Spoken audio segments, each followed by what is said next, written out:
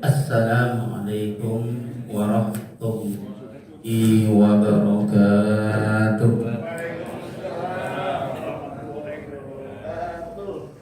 Alhamdulillah, wassalatu wassalamu ala rasulillah wa ala alihi wa sahbihi wa mawala. La haula wa la quwwata illa billah. Subhanaka la ilma lana illa ma 'allamtana innaka antal alimul hakim. Rabbi shrah li sadri wa yassir li amri wahlul 'uqdatam min lisani yafqahu qawli. Alhamdulillah, pada pagi hari ini Allah sampaikan kita di awal bulan Februari. Cepat rasanya waktu ya Pak. Kemarin baru tahun baru, sekarang udah bulan baru lagi.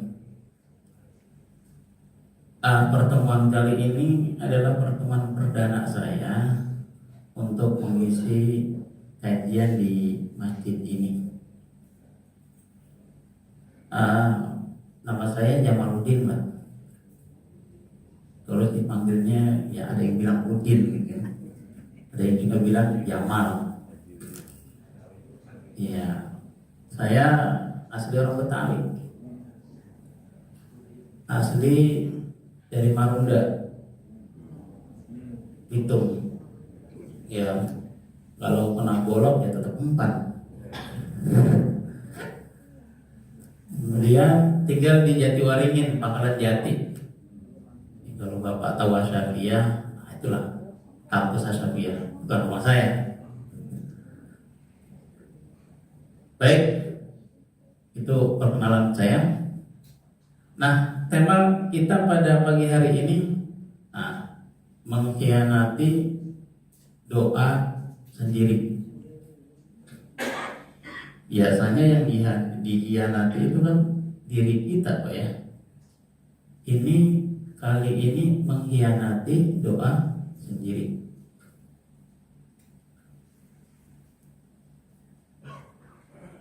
Setiap kita, gini, ada ungkapan ulama, beliau atau ulama mengatakan bahwa ad-du'a'u silahul mukmin. Doa itu senjata orang mukmin. Namanya senjata, kira-kira dikeluarkannya apa? Kalau tentara ya kalau lagi perang kan gitu ya. Tapi ini senjata dikeluarkan bukan lagi perang setiap hari. Kan senjata kita itu. Setiap orang berdoa kepada Allah, satu harapannya semoga Allah mengabulkan doa dan permintaannya. Betul atau tidak? Ada nggak orang yang berdoa, terserah Allah aja lah, Allah boleh atau tidak? Ada yang begitu? Kan semua kita itu berdoa, apapun masalah kita, semoga Allah berikan kita solusi dan jalan keluar, diterima dan dikabulkan doa kita. Nah, kemudian Allah memastikan bahwa doa kita itu pasti diterima dan dikabulkan oleh Allah Subhanahu wa ta'ala. Itu pasti, Pak. Jadi tidak ada seorang itu yang berdoa kepada Allah kemudian Allah tolak doanya, Allah tidak kabulkan. Bagaimana buktinya? Kita bisa lihat di dalam 2 ayat berikut ini. Kelihatan ya? Allah Subhanahu wa ta'ala berfirman, di dalam surat Al-Baqarah 186. Wa idza sa'alaka ibadi anni fa inni qarib ujibu da'watad da'i idza da'an falyastajibu li wal yu'minu bi la'allahum yarshudun. Artinya, apabila hamba-hambaku bertanya kepadamu ya Muhammad tentang aku, maksudnya tentang Allah, sesungguhnya aku ini dekat. Aku mengabulkan permohonan orang yang berdoa apabila ia berdoa kepadaku. Nah, itu yang warna merah ya, Bapak Ibu. Maka hendaklah mereka itu memenuhi perintahku dan beriman kepadaku agar mereka selalu berada dalam kebenaran. Nah, ayat ini jaminan dari Allah bahwa setiap doa yang kita panjatkan pasti Allah kabulkan. Tuh. Mana ada syaratnya? Nanti itu ya. Ayat yang kedua. Nah, surat Ghafir. Wa qala rabbukum ud'uni astajib lakum. Innal ladzina yastakbiruna an ibadati sayadkhuluna sayadkhuluna jahannama dakhirin. Berdoalah kepadaku, niscaya akan aku perkenankan bagimu. Sesungguhnya orang-orang yang menyombongkan diri dari tidak mau beribadah kepadaku akan masuk neraka jahanam dalam keadaan hina. Bapak Ibu jamaah yang dirahmati oleh Allah Subhanahu wa taala. Jadi cukup kiranya dua ayat ini meyakinkan kita bahwa setiap doa yang kita panjatkan pasti Allah akan kabulkan. Yakin atau tidak? Ya kadang yakin, kadang tidak, kan gitu ya. Pokoknya nih ayat kira-kira Allah bohong atau tidak sama kita? Tidak pernah bohong. Nanti kita padukan dengan realitas kehidupan kita. Yang jelas Allah pasti benar. Allah tidak mungkin mengingkari janjinya. Allah tidak mungkin berdusta kepada kita. Yakin dan percaya dua ayat ini pasti Allah kabulkan doa kita. Nah, lalu masalahnya itu ada pada siapa kalau kita berdoa? Allah sudah meyakinkan kita, ya.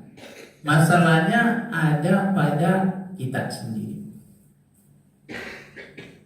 Kita yang berdoa kepada Allah, kita sendiri yang mengkhianati doa kita sendiri.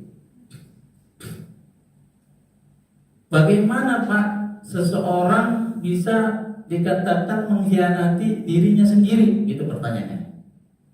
Maka paling tidak ada 5 hal. Nah, ada 5 hal orang dikatakan mengkhianati doanya sendiri. Yang pertama, ia minta rezeki tapi tidak mau berusaha. Setiap kita kan kalau ditanya, Pak, Bapak mau nggak dikasih rezeki? Ya mau. Yang kita minta kepada Allah rezeki yang banyak atau rezeki yang sedikit? Biasanya itu kita minta banyak, karena keinginan kita tuh pengen punya rumah, pengen punya mobil, kerjaan, kalau bisa jadi direktur Pertamina. Kan begitu, yang enak-enak Pak ya. Normal Pak, saya katakan normal sebagai manusia. Minta rezeki kepada Allah, mintalah yang terbaik. Minta yang terbaik, yang besar-besar. Bukan berarti minta yang kecil nggak boleh, bukan. Minta saja yang terbaik itu. Cuma ada syaratnya.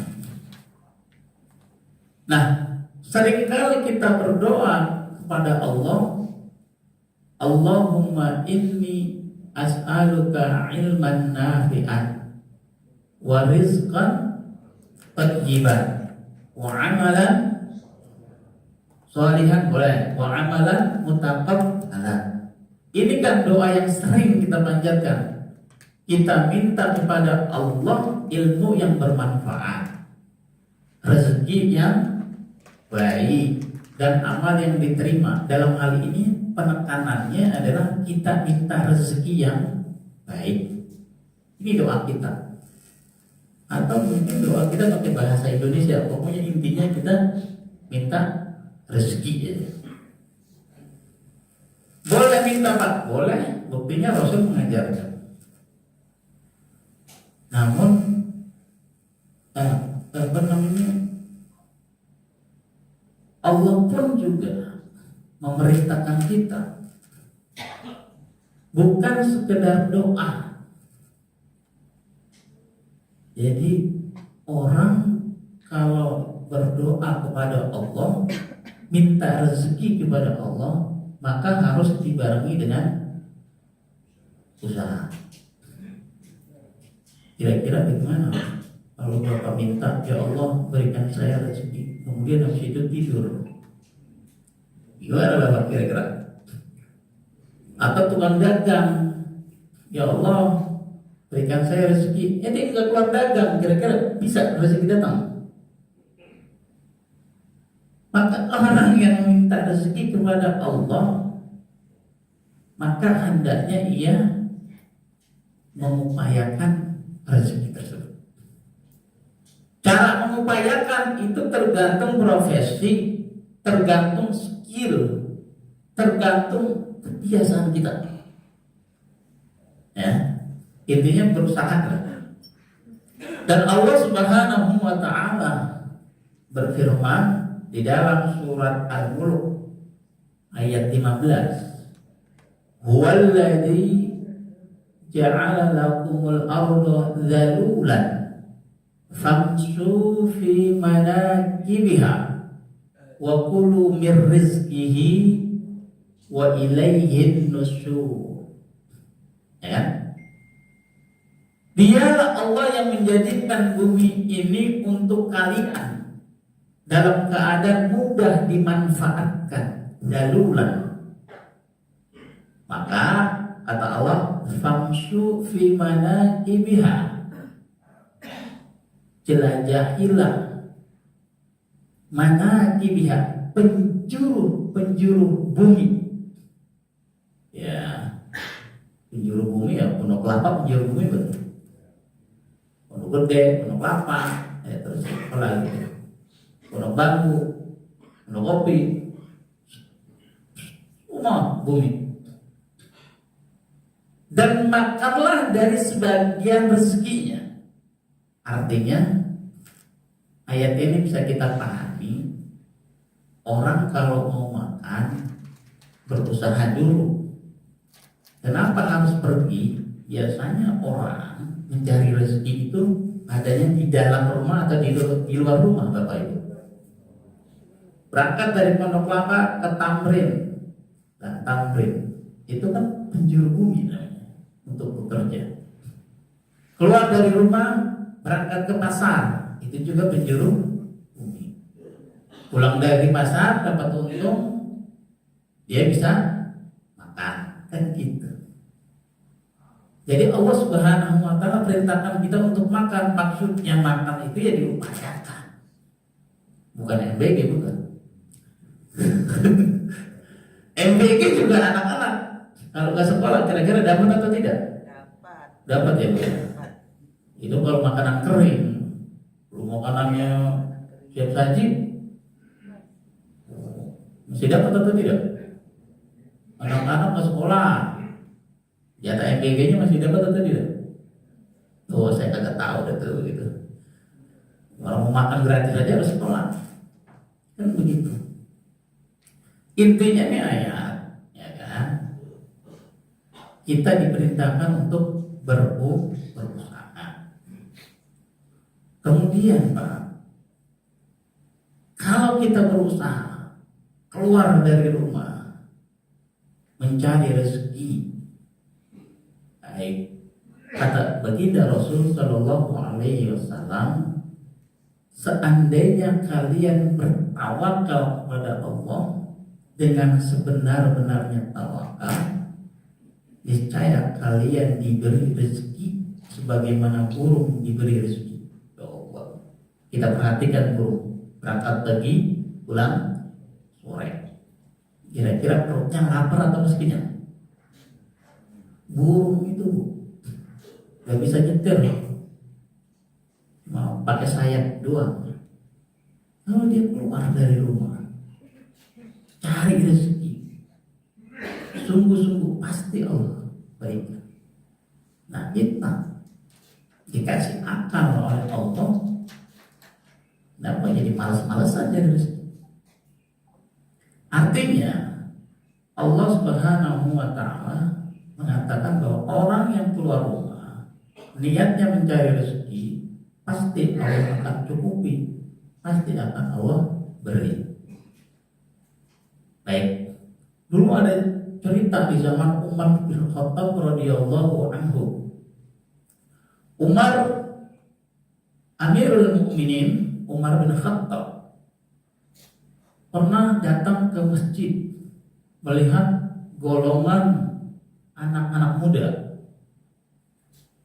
Anak-anak muda itu rajin beribadah, sama kayak kita, subuh berjamaah, kemudian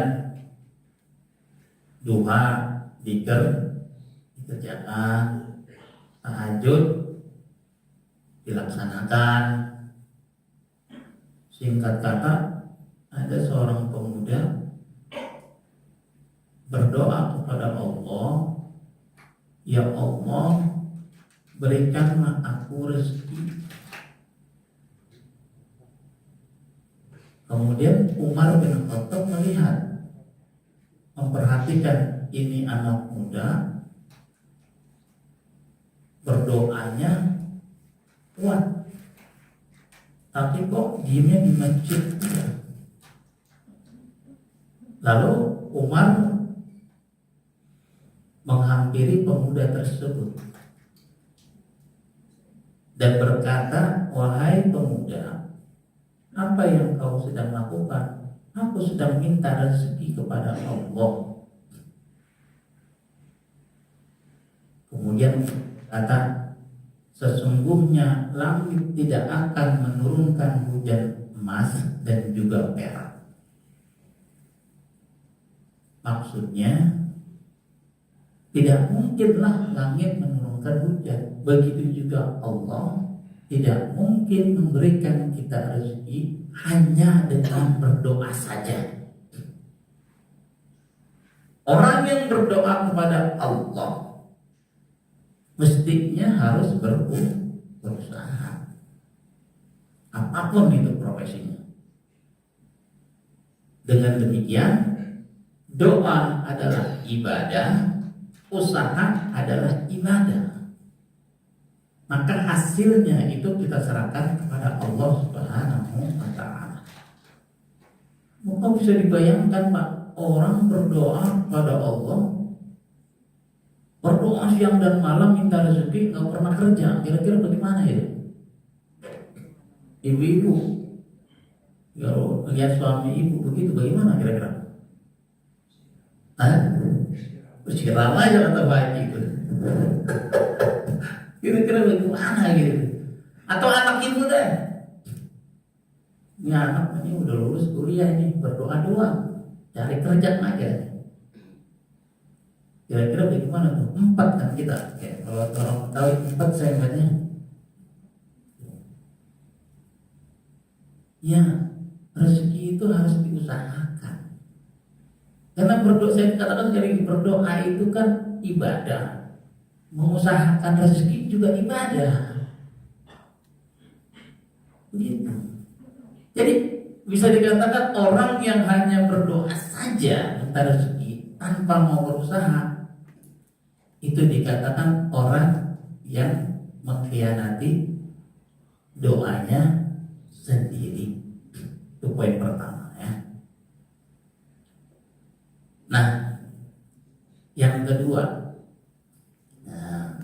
nih, seseorang dikatakan mengkhianati doanya sendiri, yaitu ia minta ilmu tapi tidak mau belajar. Kalau kita kan, bapak mau jadi orang pintar, mau, tapi lupa ke sekolah. Nah, sekolah gak penting, yang penting ilmu. Dan masalahnya bapak gak pernah belajar. Bahkan doanya sering kita berdoa, Rabbi zidni ilma warzuqni fahma. Ini kan doa yang sering kita ucapkan ini. Atau mungkin pakai redaksi, pakai bahasa kita sendiri. Boleh. Ya Allah, tambahkan aku ilmu dan berilah aku pemahaman. Ini intinya kita minta.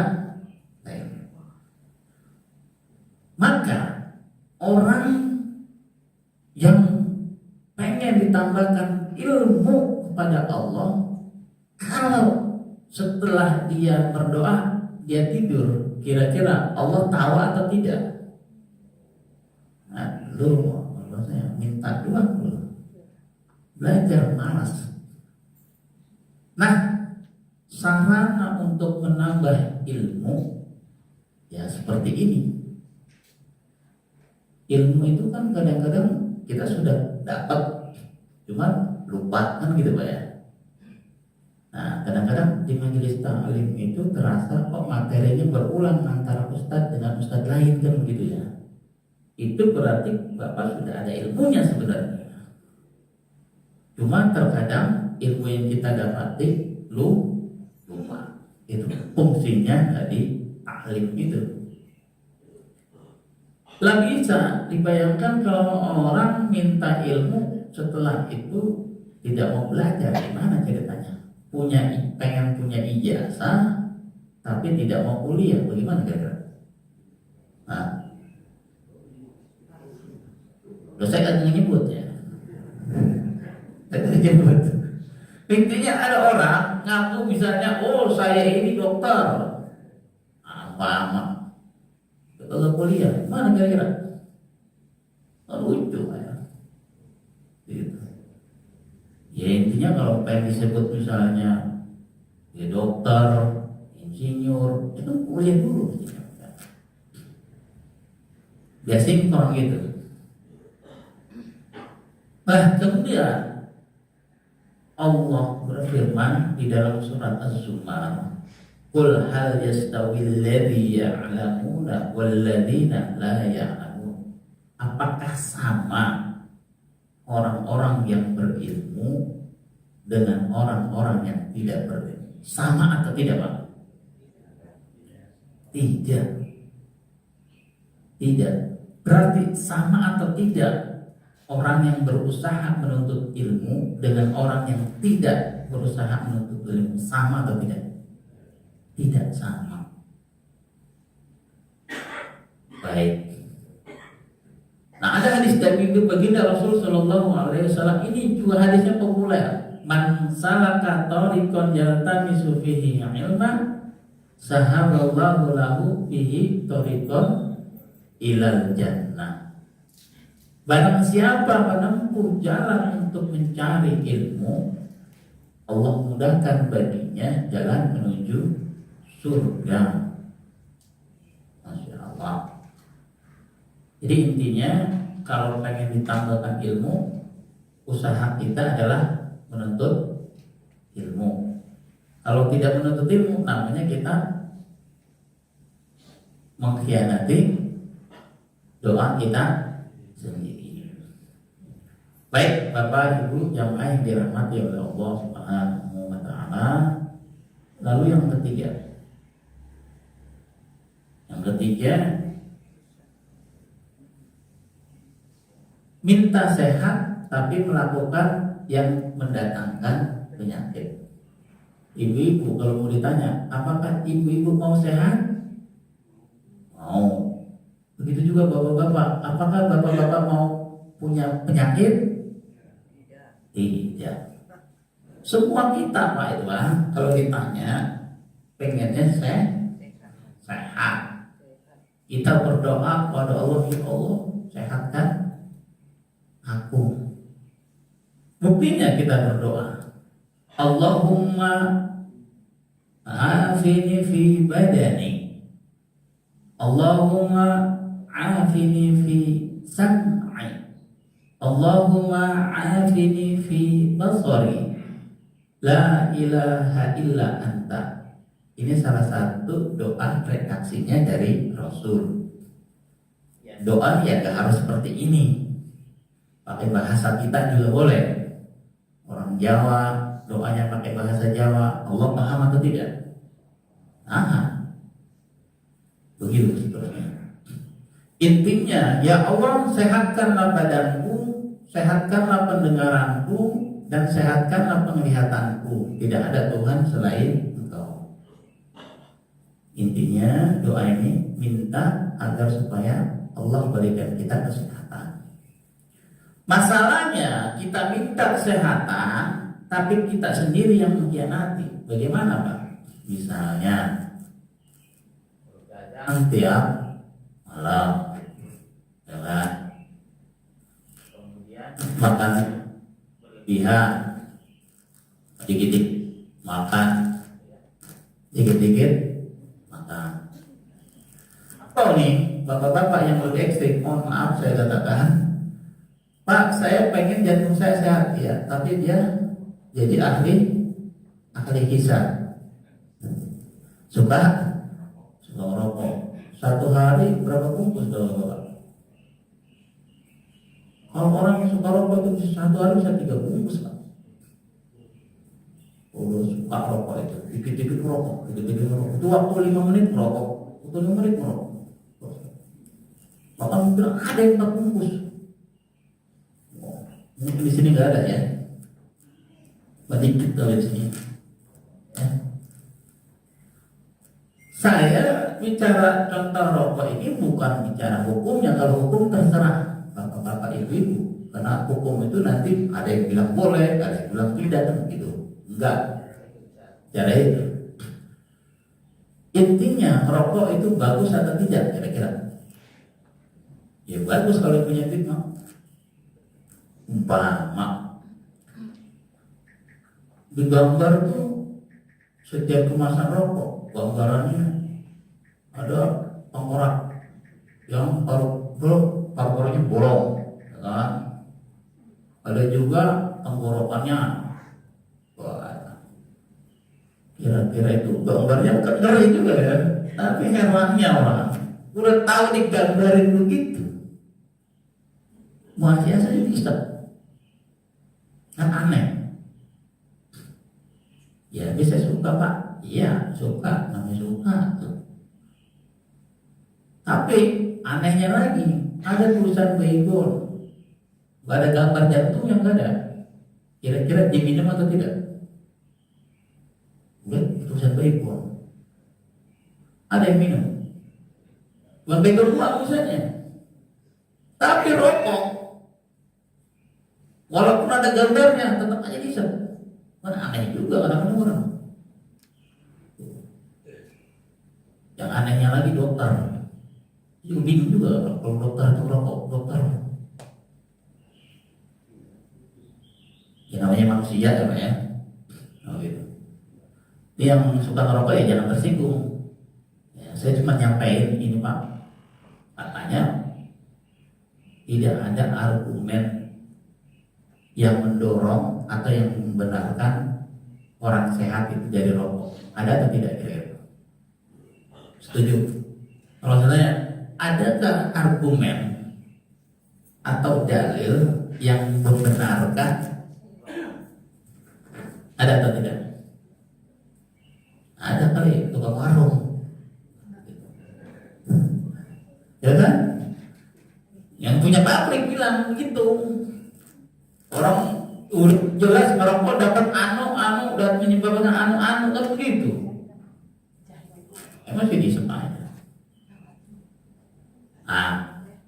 Tapi anehnya lagi, kalau ditanya, Bapak mau sehat? Sehat, saya mau apa? Berdoa kepada Allah, ya Allah, sehatkanlah badan ini, jantung ini, paru-paru ini, ya apa lagi? Ya, semua macam. Ya tapi dia ngerokok. Gimana ceritanya itu? Allah liatin, ya lu doa begitu, lu minta sehat, tapi lu sendiri yang buat sakit. Kan aneh gitu.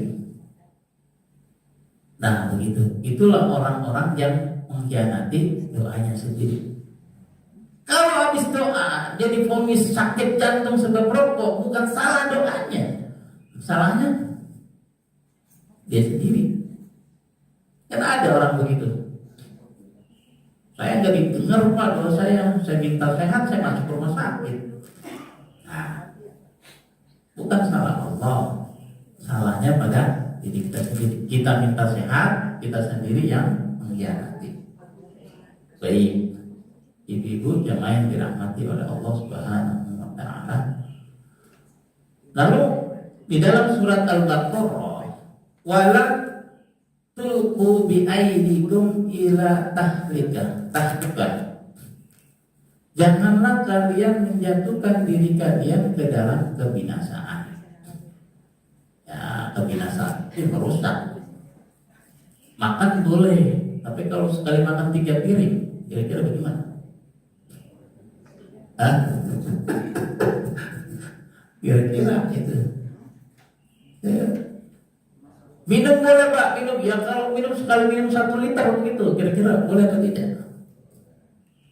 Sekaligus Pak 1 liter begitu. Kalah motor. Ya Pak, minum boleh Pak, 2 liter boleh. Itu kan di kredit sedikit, gelas yang mungkin. Nah, itu kan namanya merusak. Inna lijasadi alaika haqqan. Kata baginda Rasul sallallahu alaihi wasallam, sesungguhnya tubuhmu itu memiliki hak atasmu. Oke.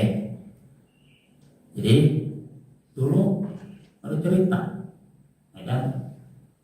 Ada orang yang rajin puasa, ya kan? Puasa terus, sholat terus, ya tanpa istirahat.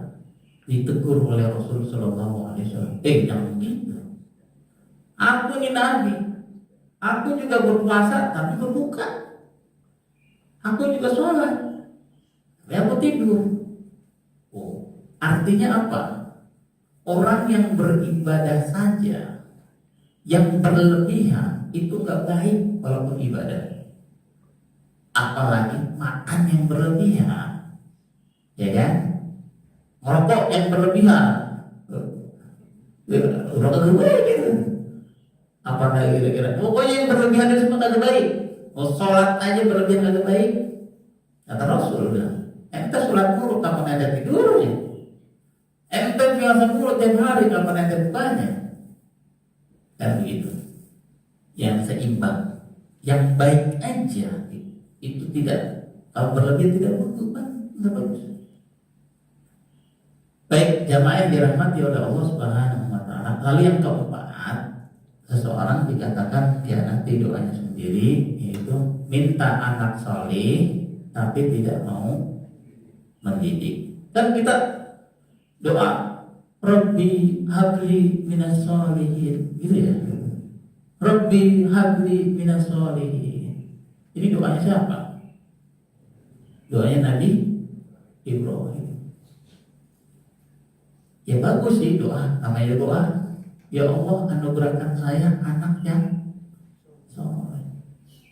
Kira-kira anak anak yang soleh itu kalau kagak didik bagaimana kira-kira? Minta doang gitu. Ya Allah, anugerahkan saya anak soleh. Suruh ngaji enggak? Suruh ke masjid juga enggak? Setiap hari main HP dibiarin. Bisa jadi anak yang soleh? Hah? Jadi kagak mungkin ya kan bahasanya anak kita ujuk-ujuk kalau orang Betawi. Tiba-tiba anak kita jadi anak yang soleh, itu tidak mungkin, Pak. Mesti itu ada campur tangan kedua orang tuanya, mendidik, mengarahkan, dan memberikan contoh. Sehingga pantas kalau Allah dengar doa kita, oh iya dia minta anak yang soleh karena usahanya ada, ya didik, ya berikan pelajaran dan seterusnya. Baik, Bapak dan Ibu jamaah yang dirahmati oleh Allah Subhanahu wa Ta'ala. Jadi harapan kita minta anak yang soleh, usahanya mesti mendidik dan memberikan contoh. Kalau sudah kita didik, memberikan contoh, dia masih toleh juga. Oleh berarti lawannya soleh ya.